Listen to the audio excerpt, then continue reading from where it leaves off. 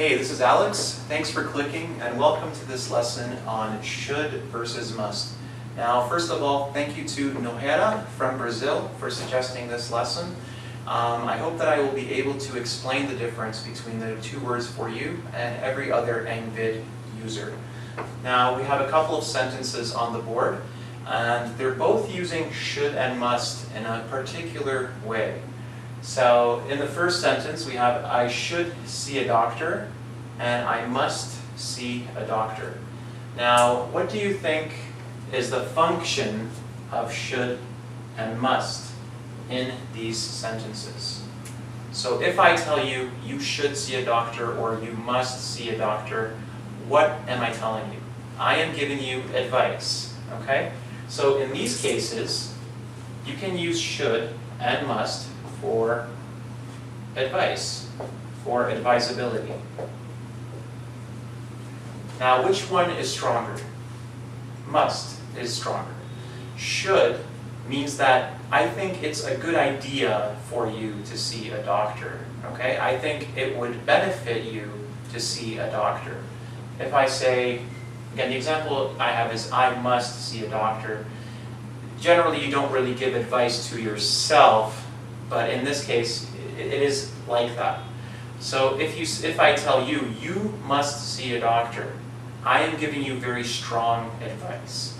Okay, so must is about 80%, 90% of certainty that you must see a doctor, like 80-90% advisability. It is very, very serious, and you have to, you must see a doctor.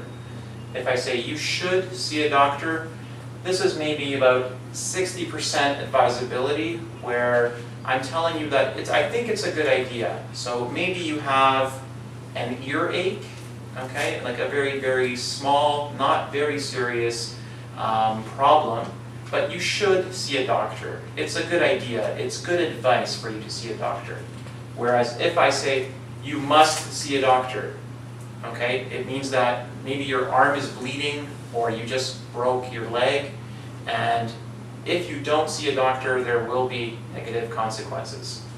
Okay, so you can use should and must for advice, with must being stronger. You can also use should and must in a different way.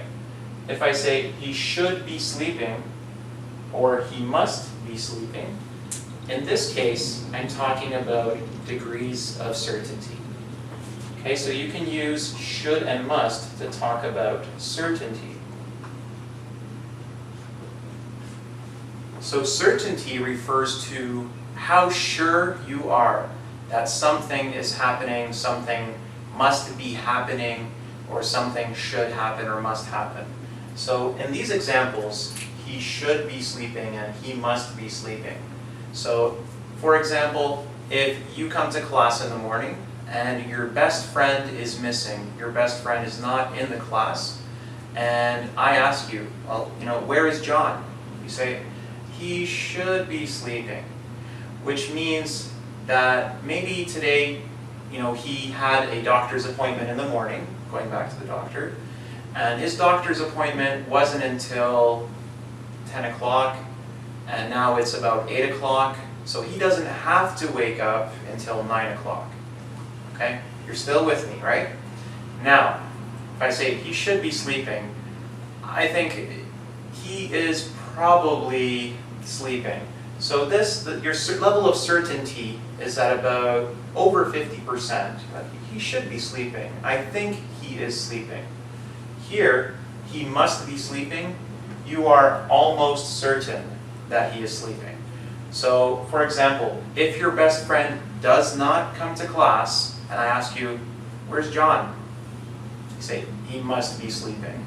Okay, maybe he went partying last night, he had a very late night, and this morning he did not come to class because he is sleeping.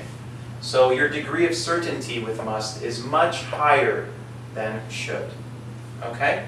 So once again, you can use should and must either for advice or for certainty. Now, if you're not sure about these just yet, please check out the quiz on engvid.com and test your knowledge. Thanks for watching, and take care.